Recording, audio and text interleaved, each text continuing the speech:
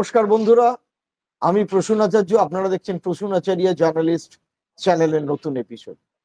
আপনারা জানেন যে গতকাল ঢাকার যে আন্তর্জাতিক ট্রাইব্যুনাল তারা শেখ হাসিনার মৃত্যুদণ্ড ঘোষণা করেছেন এবং সেই ট্রাইব্যুনাল শুধু তাকেই নয়, তার সাথে তাদের পুরনো যে স্বরাষ্ট্রমন্ত্রী ছিলেন তাকেও মৃত্যুদণ্ড ঘোষণা করেছেন।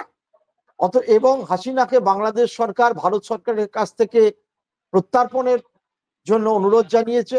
এখন ভারত সরকার কি করে না করে, কি অবস্থা বাংলাদেশের গত এক বছর ধরে যে টালমাল চলছে সেইটা কোন অবস্থায় দাঁড়ালো, এই সমস্ত কিছু বিষয় নিয়ে আমরা আলোচনায় যাব। আসাদুজ্জামান তিনিও কলকাতায় রয়েছেন, হাসিনা রয়েছেন দিল্লিতে। আমাদের সঙ্গে আছেন মিলন দত্ত, যিনি বাংলাদেশ বিশেষজ্ঞ, আনন্দবাজার পত্রিকায় দীর্ঘদিন সাংবাদিকতা করেছেন। মিলন দা, তোমাকে আমার এই চ্যানেলের আজকে স্বাগত জানাই, দর্শকদের বন্ধুদের কাছে স্বাগত জানাই। মিলন দা, তুমি আমরা এবং তুমি আমাকে তুই বলবে, স্বাভাবিক, আমরা মানে অন্যভাবে বলা খুব অসম্ভব ব্যাপার, এত বছরের সম্পর্ক। মিলন দা, তুমি এতবার বাংলাদেশ গেছো, এত বাংলাদেশ কাছ থেকে দেখেছো, বাংলাদেশের পরিবর্তন দেখেছো, বাংলাদেশ বিশেষজ্ঞ প্রায় বলা চলে তোমাকে। তুমি যখন আনন্দবাজারে দীর্ঘদিন ছিলে তখন প্রায় প্রতিনিয়ত বাংলাদেশের সাথে যোগাযোগ এখনো রয়েছে, বন্ধু বান্ধব সবকিছুর। প্রতিদিন তুমি বাংলাদেশের খবর রাখো। অ্যাকচুয়ালি বাংলাদেশে গত বছর জুলাই আন্দোলন এবং তারপর আগস্ট মাসে হাসিনার পালিয়ে যাওয়া, দেশ ছেড়ে ভারতের আশ্রয় নেওয়া, সেখানকার যে টালমহল, ইউনিস ফিরে আসা, এরপরে যেভাবে আন্তর্জাতিক ট্রাইব্যুনালে আদালতে হাসিনাকে মৃত্যুদণ্ড দেওয়া হলো, আসাদুজ্জামানকে দেওয়া হলো, তাদের প্রাক্তন যিনি স্বরাষ্ট্রমন্ত্রী ছিলেন, এবং তারপরে ইউনূস সরকার হাসিনাকে প্রত্যার্পণের জন্য ভারত সরকারকে লিখলো। আর আমরা দেখতে পেলাম গতকাল ঢাকার রাস্তায় হাসিনার বাড়ি, অর্থাৎ শেখ মুজিবরের ধানমন্ডির বাড়ি, যেটা হাসিনা যেখানে বড় হয়েছেন, মুজিবকে যেখানে খুন করেছিল, সেটাকে বুলডোজার দিয়ে ভাঙার জন্য এখনকার ছাত্র যুবদের একটা বড় সংখ্যক বিরাট জমায়েত হলো। তারা বলছে এটা ভেঙে দিয়ে খেলার মাঠ করতে হবে। তো মিলন দা, কি দাঁড়াচ্ছে তাহলে, কি দাঁড়াবে বাংলাদেশের এই অবস্থা, তুমি যদি একটু আমাদের দর্শকদের শুরুতেই বলতে। হ্যাঁ, প্রথমত যে সরকার বাংলাদেশে এখন আছে, যারা অনেক চেষ্টা চরিত্র করে বা চেষ্টা চরিত্র খুব একটা করেনি, অল্প কয়েকদিনের মধ্যেই এরকম একটা আন্তর্জাতিক সেন্সেশনাল একটা রায় তৈরি করলোই বলছি আমি, সেই সরকারটারই কোনো সাংবিধানিক স্বীকৃতি নেই। আসলে এইটা তো অন্তর্বর্তীকালীন একটা সরকার, একটা সোকল্ড আন্দোলন এবং বিপ্লব হয়েছে, যেটা নেপালেও হয়েছিল। এরকম একটা বিপ্লব হয়েছিল। তারপরে ওখানকার যে ছাত্ররা, যারা করে ছাত্র যুব বলে ওরা, তারা মূলত শিবিরের ছেলে, মানে জামাতের অনুগামী তারা বেশিরভাগই। তো তারা ঠিক করেছিল কাকে কাকে নিয়ে একটা গভর্নমেন্ট তৈরি হবে। ছাত্ররা 3 জন ছিল যারা সোকল্ড আন্দোলনের ভেতর থেকে এসছে, আর আরেকজন ছিল যে হচ্ছে এই সরকারে যদি ও প্রধানমন্ত্রী হতে না পারতো, তার পরের দিনও জেলে ঢুকতো, ইউনূস, যিনি প্রধান উপদেষ্টা। তো ইউনূস, তার কারণ ইউনূস ইতিমধ্যে 660 কোটি টাকার একটা ট্যাক্স মেরে দিয়েছিল গভর্নমেন্টের। মানে গ্রামীণ ব্যাংকের যে 660 কোটি টাকার ট্যাক্স হয় সেটাও দেবে না বলেছিল। তাই নিয়ে দীর্ঘ মামলার পর, যেটা ফাইনাল শুনানি হওয়ার বেরোনোর কথা, তার ঠিক 2 দিনের মাথায় ওকে প্রাইম মিনিস্টার পদে, মানে প্রধান উপদেষ্টা পদে বসিয়ে দেওয়া হলো। কিন্তু কথা হচ্ছে, এই যে উপদেষ্টা, এদের কোনো সাংবিধানিক কোনো স্বীকৃতি নেই। এই যে ট্রাইব্যুনাল, ইন্টারন্যাশনাল ট্রাইব্যুনাল, যে ট্রাইব্যুনালে হলো, বিচার হলো, এই ট্রাইব্যুনালটা তৈরি হয়েছিল অ্যাকচুয়ালি হাসিনার আমলে। তখন এই জামাতের যারা রাজাকার ইত্যাদি, তাদেরকে ফাঁসি দেওয়ার জন্য, তাদেরকে শাস্তি দেওয়ার জন্য বিদেশ থেকে ধরে নিয়ে এসে তাদেরকে দেশের মাটিতে নিয়ে এসে সাজা দেওয়ার জন্য, মানে যারা বোধহয় ওই মুক্তিযুদ্ধের বিরোধিতা করেছিল, পাকিস্তানের সাথে হাত মিলিয়েছিল 71 সালে, তাদের শাস্তি দেওয়ার জন্য, তাদের বঙ্গবন্ধুকে খুন করেছিল, দেশ বিরোধী, তাদের প্রো পাকিস্তানি, তাদেরকে শাস্তি দেওয়ার জন্য যে ট্রাইব্যুনাল তৈরি করেছিল, সেই ট্রাইব্যুনাল দিয়েই, মানে ইতিহাসের কি পরিহাস, সেই ট্রাইব্যুনাল দিয়েই হাসিনার একটা মক বিচার তৈরি করা হলো। মক বিচার বলতে বলছে এই কারণে যে পরবর্তীকালে একটা গভর্নমেন্ট তৈরি হলো এবং আর একটা গভর্নমেন্টকে সরিয়ে দেওয়া হলো, যেটা সাংবিধানিক ভাবেও সরানো হয়নি। এখন হাসিনা অফিসিয়ালি বাংলাদেশের প্রধানমন্ত্রী কিনা, নাকি প্রাক্তন প্রধানমন্ত্রী, এটা ওয়েল সেটেল নয়। এটা বাংলাদেশের লোকও জানে না। কারণ যে প্রেসিডেন্টের কাছে শপথ নিয়েছিল, প্রাইম মিনিস্টার শপথ নিয়েছিলেন, সেই প্রেসিডেন্টের কাছে রেজিগনেশন দিয়ে তবে তাকে প্রাইম মিনিস্টারশিপ ছাড়তে হবে। কিন্তু দেশ ছাড়ার আগে কোনো রেজিগনেশন দেওয়া হয়নি। ফলে ভার্চুয়ালি সাংবিধানিকভাবে আইনত শেখ হাসিনা এখনো পর্যন্ত বাংলাদেশের প্রধানমন্ত্রী। কিন্তু টেকনিক্যালি আমরা তাকে প্রাক্তন প্রধানমন্ত্রী বলবো, কারণ সে ভারতে আশ্রয় নিয়েছে। কিন্তু কথা হচ্ছে শেখ হাসিনা নিজে কিন্তু ভারতে চলে আসেনি, সেনাবাহিনী একটা বিমানে করে ওকে পাঠিয়ে দিয়েছিল ভারতে।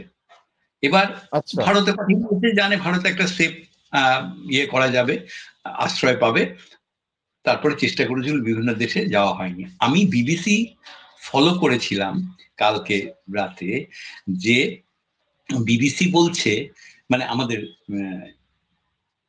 দিল্লির যে বিবিসি করেসপন্ডেন্ট, ও একটা প্রোগ্রামে অ্যাপিয়ার হয়ে বলল যে ভারতের কোনো আমলা, মানে আমাদের সাউথ ব্লকের কেউ এই নিয়ে মুখ খুলছে না। কিন্তু একটা ইঙ্গিত ওরা পেয়েছে যে ওরা প্রত্যার্পণের জন্য অনুরোধ করলো। সে অনুরোধ তো 1 বছর আগেই করেছে ওরা, নতুন করে কোনো 1 বছর আগেই তার মানে প্রত্যার্পণের অনুরোধ হয়েছে, অনুরোধ করেছিল। এরা নতুন করে কোনো অনুরোধ করেনি, এই আজকে কালকের ঘটনার পরিপ্রেক্ষিতে বলেছে ওকে পাঠিয়ে দিতে। কিন্তু মনে হয় না যে আমলাদের হাব ভাব দেখে, তাদের কথার ইঙ্গিত থেকে মনে হয়নি যে ভারত সরকার হাসিনাকে এরকম একটা বিপদের মুখে ঠেলে দেবে। কারণ হাসিনা এবং তার সরকার ছিল ভারতের পরীক্ষিত মিত্র।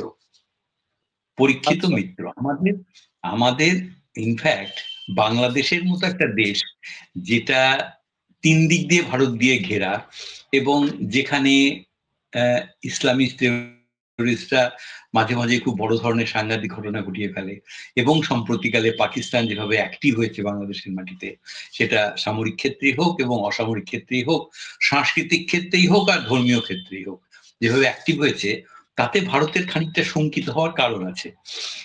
তো ভারত যেহেতু চায় যে বাংলাদেশ একটা মিত্র শক্তি হিসেবে থাকুক, যে দেশ কোনো ডিস্টার্ব করবে না, এবং কোন রকম বাংলাদেশের কোন রকম এই ধরনের ডিস্টারবেন্স যদি ভারতের দিক থেকে আশঙ্কা করা হয়, সেক্ষেত্রে ভারত যাতে ব্যবস্থা নিতে পারে বা বাংলাদেশকে কাজে সাহায্য করতে পারে, যে বাংলাদেশ যাতে তাদের ইতিপূর্বেও হয়েছে এই টেররিস্টদের জব্দ করার জন্য বা তাদের জেলে ঢোকানোর জন্য বা তাদের ধরার জন্য ভারত নানাভাবে সাহায্য করেছে। ডোভাল তো মাঝে মাঝেই বাংলাদেশে যেতেন আর কি, এই ধরনের।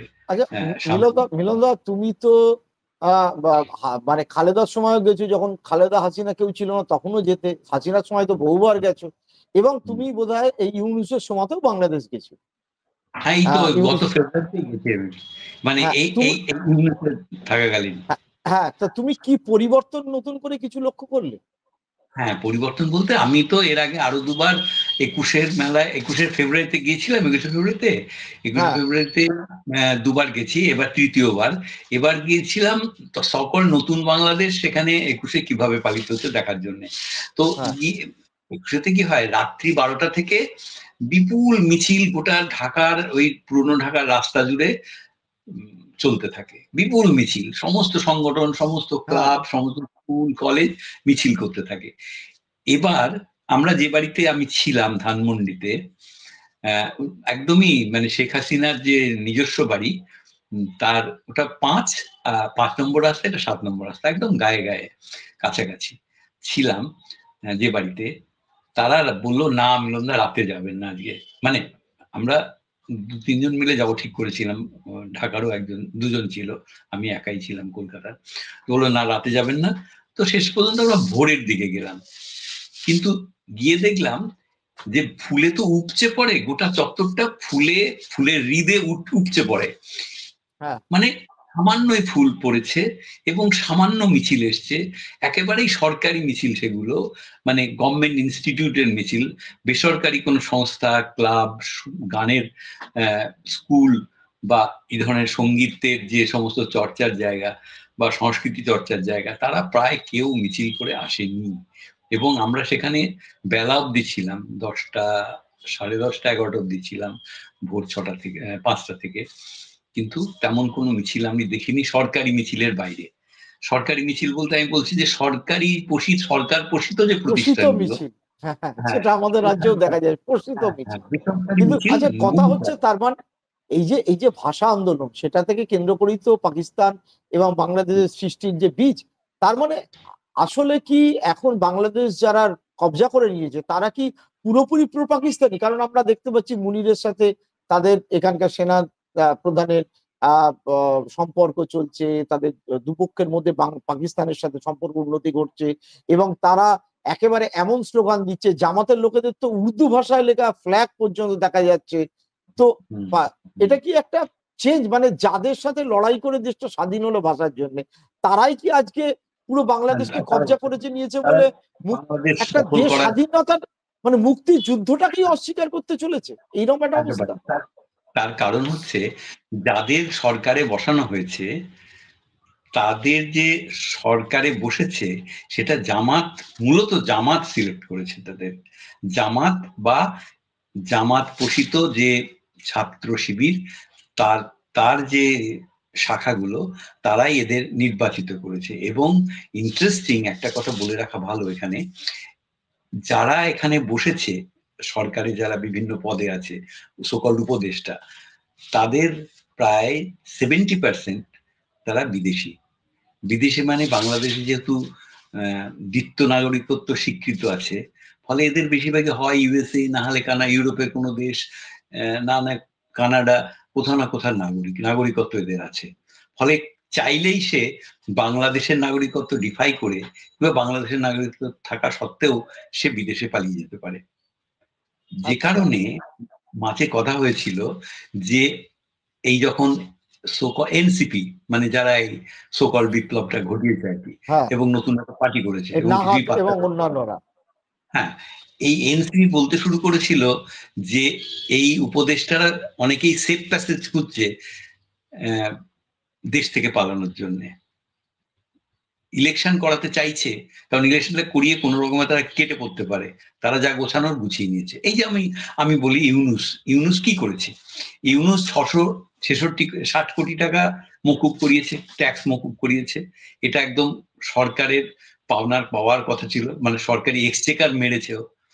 2, গ্রামীণ ইউনিভার্সিটির একটা স্বীকৃতি আদায় করেছে। 3, ও হচ্ছে গ্রামীণ ডিজিটাল ব্যাংক, তার একটা স্বীকৃতি আদায় করেছে, গ্রামীণ ডিজিটাল ব্যাংক তৈরি করবে।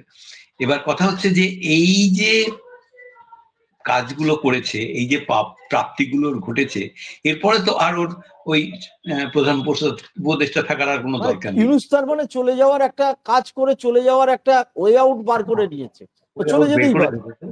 হ্যাঁ, কিন্তু সমস্যাটা অন্য জায়গায়। সমস্যাটা হচ্ছে যে আওয়ামী লীগকে বাদ দিয়ে ইলেকশন হবে কিনা, করা যাবে কিনা, আর হ্যাঁ, একটা গ্যারাকল হয়ে আছে, সেটা হচ্ছে যে ইলেকশন এবং ওদের একটা ওই গণভোট, গণভোট, হ্যাঁ। সেইটা একই দিনে ফেলা হয়েছে। গণভোটটা হচ্ছে এই ব্যাপারে সংবিধানের অমুক অমুক বিষয়গুলো সংবিধানে রাখা যাবে কিনা, হবে কিনা, সেইটা নিয়ে হ্যাঁ নাতে উত্তর দিতে হবে। 4টে প্রশ্ন থাকবে, তার পাশে একটা হ্যাঁ থাকবে আর একটা না থাকবে। এবার কথা হচ্ছে এই যে জামাতের কোটি কোটি ভোটার বাংলাদেশে এখনো রয়ে গেছে, সেটা আমরা বিভিন্ন ঘটনায় টের পাচ্ছি। এবার এরা যদি সবাই সংবদ্ধভাবে না ভোট দেয় এবং বেশিরভাগ যদি না ভোট পড়ে, এবং সাধারণ গরিব মানুষ, গ্রামের মানুষ সেই ভাষাও বুঝতে পারে না, সংবিধানের এই জটিল তত্ত্ব বুঝতে পারে না, তারা হ্যাঁ দেবে না না দেবে সেটাও বুঝতে পারে না, যদি না ভোট হয় তাহলে কি হবে? তার কোনো অপশন গভর্নমেন্ট রাখেনি। ইউনুস ধরেই নিয়েছে ওটা হ্যাঁ ভোট হবে এবং সবাই স্বীকৃতি দেবে, এবং ভোটে যারা পার্লামেন্টে যাবে, তারা গিয়ে সংবিধান সংশোধন করবে। কারণ সংবিধান সংশোধন করার ক্ষমতা এই সরকারের নেই, কারণ এরা পার্লামেন্টে ঢুকতে পারে না। পার্লামেন্টে যাওয়ার কোনো মিলনদা, একটু যদি দর্শকদের এই জামাতের ব্যাপারটা একটু অল্প কথায় পরিষ্কার করে বলতে, হু আর দে অ্যাকচুয়ালি? জামাত বলি, হ্যাঁ, জামাতে ইসলাম এটা হচ্ছে এই ভারতীয় উপমহাদেশের একটা দল। এরা পাকিস্তানেও আছে, ভারতেও আছে, বাংলাদেশেও আছে। আচ্ছা। এরা এরা তৈরি হয়েছিল ব্রিটিশ আমলে। আচ্ছা। এবার সেইটা দেশ ভাগ হওয়ার পরে তিনটে দেশেই তার অস্তিত্ব এরা কি আছে। কট্টর মুসলিমপন্থী? মানে এরা কি চায় অ্যাকচুয়ালি? শরিয়াতি আইন, কট্টর ইসলামিক একদম। শরিয়াতি এবার আইন। আমাদের দেশে যারা আছে, আমাদের দেশে যে জামাত আছে, এই তো আমাদের জামাতে ইসলামের যে রাজ্য কমিটির অফিস হচ্ছে ওই চাঁদদিতে, লেনিন হ্যাঁ, সরণির ওপরে, হ্যাঁ, মানে এসপানের দিকে যেতে বাঁ হাতে পড়ে, তালতলা হ্যাঁ। ওখানে চাঁদদি বাজারের উল্টো দিকে তার দোতলায় অফিস। ওরা এখানে মূলত সোশ্যাল ওয়ার্ক করে, আর ইসলামী শিক্ষা দীক্ষার যে ব্যবস্থা, বাচ্চাদের ইসলামী মতে শিক্ষার প্রসারের চেষ্টা করে, ইসলামী ভ্যালুজ ইত্যাদি সেগুলোকে প্রচার করার চেষ্টা করে। এইগুলো বাংলাদেশে? কাজ এই ভারতে ভারতে ভারতের জামাত। আর বাংলাদেশের জামাত যেটা মূলত তাদের কৃতিত্ব, সেটা হচ্ছে পাকিস্তান ভেঙে পাকিস্তানের সঙ্গে যখন লড়াই শুরু হলো, আমরা পাকিস্তানে থাকবো না, আমরা বাংলাদেশ করব, সেই আন্দোলনে তারা ছিল পাকিস্তানপন্থী। মানে তারাই মূলত পাকিস্তানের রাজাকার। হয়ে কাজ করছে, যাদের রাজাকার বলা হয়। এই রাজাকাররা হচ্ছে জামাতের লোক, সবাই জামাতের লোক। এই জামাতরা হচ্ছে পাকিস্তানপন্থী। তারা অসংখ্য খুন করেছে, ধর্ষণ করেছে, লুটপাট করেছে এবং প্রচন্ড অন্যায় কাজ করেছে এই স্বাধীনতা যুদ্ধের বিরুদ্ধে। তার ফলে তাদেরকে নিষিদ্ধ করা হয়েছিল, দীর্ঘদিন নিষিদ্ধ করা হয়েছিল। পরবর্তী যখন ওরা প্রকাশ্যে এলো, বোধহয় 3 বার নিষিদ্ধ হয়েছে, যখন প্রকাশ্যে এলো তখন ওদের বলা হয়েছিল ক্ষমা চাইতে, ওরা ক্ষমা চায়নি। এবার এবার ৭১-এর জন্য ক্ষমা ওরা চায়নি। এই যে মুজিব হত্যাকারী, এরাও তো জামাত। এবার হ্যাঁ। মুজিব হত্যাকারীদের পক্ষ নিয়ে এই যে ৩২ নম্বর যেখানে মুজিবুর রহমান থাকতেন, সেখানে যেখানে মুজিবুর রহমানকে খুন করা হয়েছিল, সেই বাড়িটাতে ভেঙে গুড়িয়ে দিয়ে আসা হলো। সেইটাতে আসলে যারা স্বাধীনতার চেতনার সঙ্গে থাকে তাদের একটা তীর্থস্থান ছিল এটা। হ্যাঁ। এবং সেখানে একটা অত্যন্ত দুর্মূল্য একটা মিউজিয়াম ছিল, জাদুঘর ছিল। সেখানে মুজিবের ব্যবহার করা সমস্ত তার দেখেছি, চুরুট, আমিও দেখেছি। হ্যাঁ। হ্যাঁ, ওইটা সেইটা নিশ্চিহ্ন, মানে একটা বাংলাদেশের ইতিহাস নিশ্চিহ্ন করে দিয়েছে। শুধু সেটাই করেনি, তার পাশে ওই জলের গান বলে একটা গানের দল, খুবই বিখ্যাত, মানে ওরা হ্যাঁ। ইন্টারন্যাশনালি ফেম। হ্যাঁ। এবং মূলত সে ছেলেটি এবং তার স্ত্রী দুজনে চালাতো দলটা, এবং প্রচুর ছেলে মেয়ে ছিল, তারা প্রচুর সবাই মুসলিম। মানে যন্ত্রপাতি গানের তারা সব। ছেলেটি মেয়েটি ছিল হিন্দু। ওই পাশের ওই একটা বাড়িতে ভাড়া থাকতো, পুরোনো একটা বাড়ি। তো সেখানে নিজের প্রচুর যন্ত্র বানিয়েছিল, প্রায় ২৫০-৩০০ যন্ত্র বানিয়েছিল। সেই যন্ত্রগুলো ওরা ইউজ করতো ওই যখন ব্যান্ডের গান গাইতো, খুব দেশীয় যন্ত্র সব। তো সেই যন্ত্রগুলো পুড়ে গেছে, বাড়িটা পুড়ে গেছে, এবং তারা এখন কোথায় আছে কেউ জানে না। আমি যতদূর জানি তারা স্বামী স্ত্রী দুজনে প্যারিস চলে গেছে। তো যাই হোক, আবার আমরা জামাতের না, কথায় আমি ফিরি। আমি বর্তমানে একটু ফিরে আসি। কালকে এই ১ নম্বর আওয়ামী লীগ কমপ্লিট শাটডাউনের ডাক, মানে আজকে কমপ্লিট শাটডাউনের ডাক চলছে বাংলাদেশে, এবং সারা পৃথিবীতে আওয়ামী লীগের আমি দেখি বিভিন্ন জায়গা থেকে সোশ্যাল মিডিয়ায় বলছে যে এই রায় তো মানা হবেই না, এবং হাসিনাকে কিছুই করতে পারবে না, এবং আওয়ামী লীগের অভ্যুত্থান ঘটবে পরবর্তীকালে। এই রকম কি কোনো সম্ভাবনা আছে? কারণ আওয়ামী লীগের একমাত্র না, আহ মানে মুজিবুর রহমানের নিজের জায়গা গোপালগঞ্জ ছাড়া আর কোথাও দেখা যাচ্ছে না রাস্তায় লোক নেমেছে এর বিরুদ্ধে। তো এরকম কোনো সম্ভাবনা আছে? না, যেটা হয়েছে সেটা হচ্ছে শুধু গোপালগঞ্জ নয়, বাংলাদেশের বিভিন্ন জায়গায় গত ২-৩ দিন ধরে এরকম চলছে, যাকে বলে কাগজের ভাষায় নাশকতা বলে, ওরা ককটেল বলে, আমরা বলি বোমা। বোমা বিস্ফোরণ হচ্ছে, অনেক জায়গায় গ্রামীণের অফিসগুলো পুড়িয়ে দেওয়া হয়েছে, তারপরে রাস্তাঘাটে আগুন জ্বালানো হচ্ছে, এবং কোথাও কোথাও বড় মিছিল বেরোচ্ছে আওয়ামী লীগের পক্ষে, বড় মিছিল।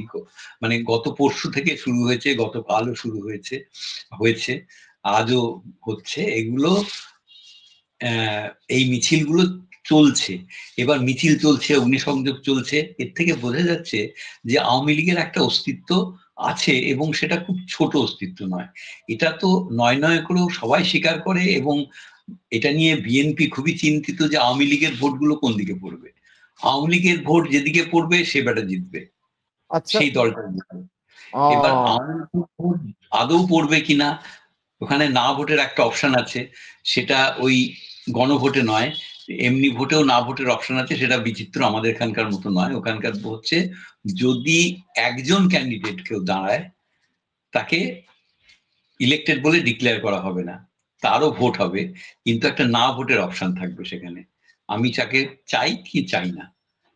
শুধুমাত্র একজন যদি কোথাও দাঁড়ায় ক্যান্ডিডেট, সেখানেই না ভোট এর অপশন থাকে। তো সামহাও যদি না ভোটের অপশন থাকতো, অনেকেই বলছিল যে তাহলে অনেক সিটেই না ভোট বেশি পড়তো, এবং আওয়ামী লীগের ভোটাররা না ভোটে ভোট দিত। এবার আওয়ামী লীগের ভোটাররা কোন দিকে ভোট দেবে, এইটা নিয়ে খুবই চিন্তায় পড়েছে সমস্ত রাজনৈতিক দলগুলো, মূলত বিএনপি। বিএনপি আশা করছে যে আওয়ামী লীগের যে ভোট, তার একটা বড় অংশ বিএনপি পেতে পারে। কিন্তু কথা হচ্ছে, ইলেকশন কি আদৌ হবে? হ্যাঁ। ইলেকশন কি আদৌ হবে? এই যে গত পরশুদিন, হ্যাঁ পরশুদিনই তো, এই যে ইউনূস একটা জাতির উদ্দেশ্যে ভাষণ, ওরা এটাকে জাতির হ্যাঁ। উদ্দেশ্যে ভাষণ হ্যাঁ। ভাষণ দিল। সবাই আশা করেছিল যে আর মাত্র মাস দেড়েক আছে ইলেকশনের, নিশ্চয়ই এখন ইয়ে করবে, একটা দিন ঘোষণা করবে, কিন্তু ইলেকশনের দিন ঘোষণা করেনি। কেন করেনি? এইটা সবার কাছে এখনো রহস্য রয়ে গেছে, কেউ বুঝতে পারছে না যে ইলেকশনের দিন ঘোষণা করেনি।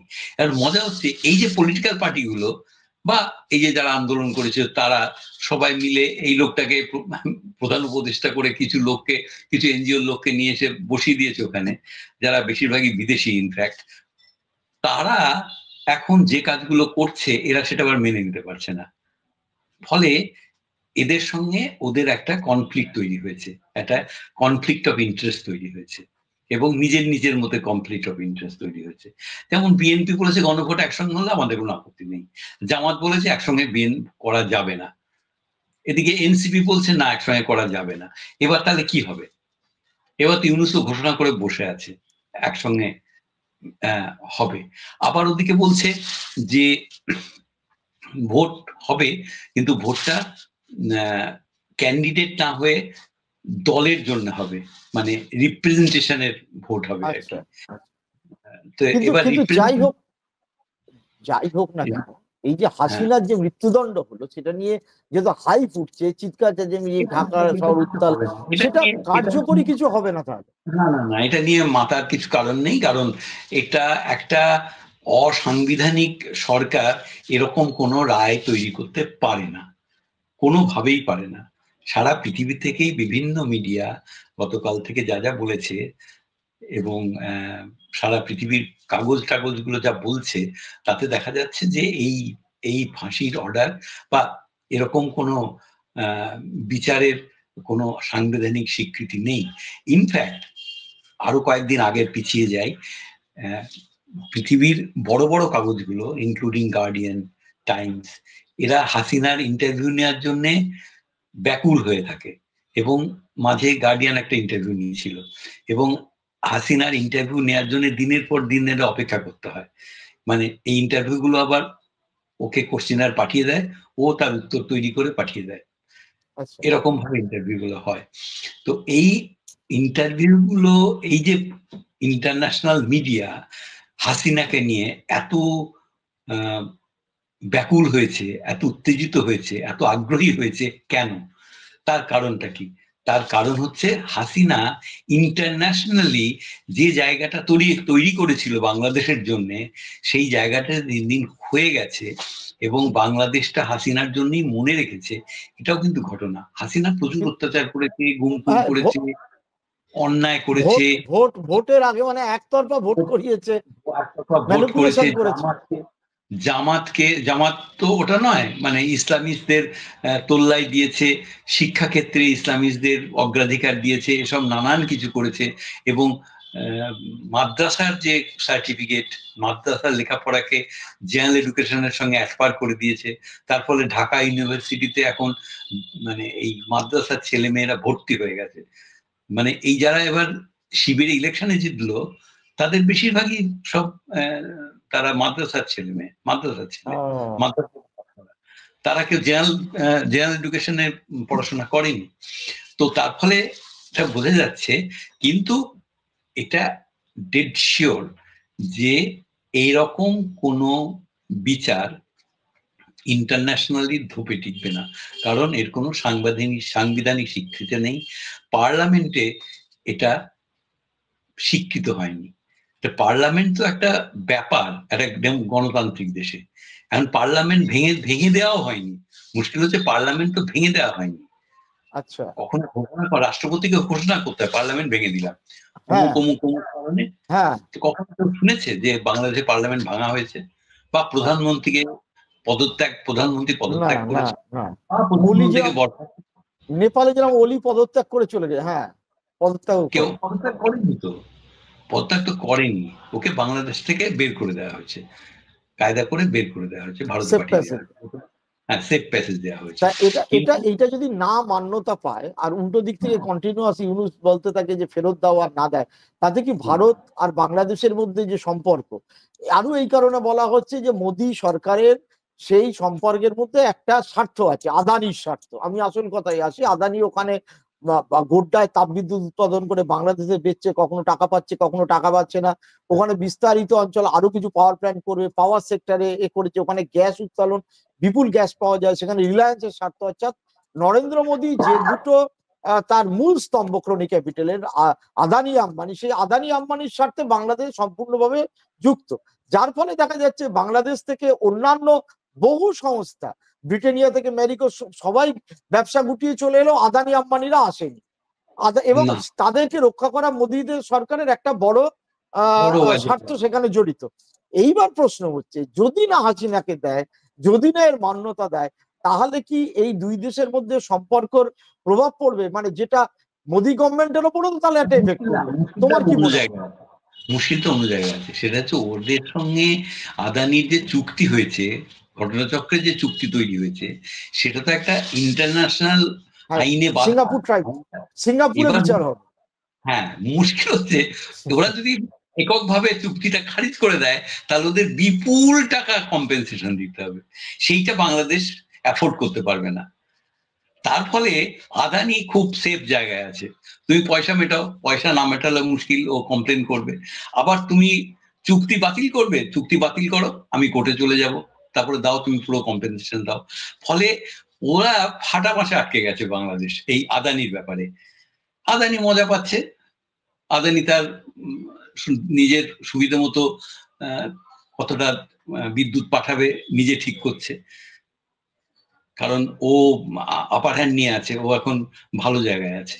তার মানে সব না, সব মিলিয়ে তাহলে এইটাই দাঁড়াচ্ছে যে এটা জনগণকে খুশি করা, যারা হাসিনাকে তাড়িয়েছিল তাদের খুশি করা, ফলে তাদেরই একটা ট্রাইব্যুনালে আলটিমেটলি হাসিনার বিচার করে মৃত্যুদণ্ড দেওয়া, এটা মনের দিক থেকে শান্তি। বাংলাদেশে যারা জামাত শিবির, যারা হাসিনা বিরোধী, কিন্তু কার্যক্ষেত্রে সেটা হওয়াটা প্রায় অসম্ভব, তাই তো দাঁড়াচ্ছে।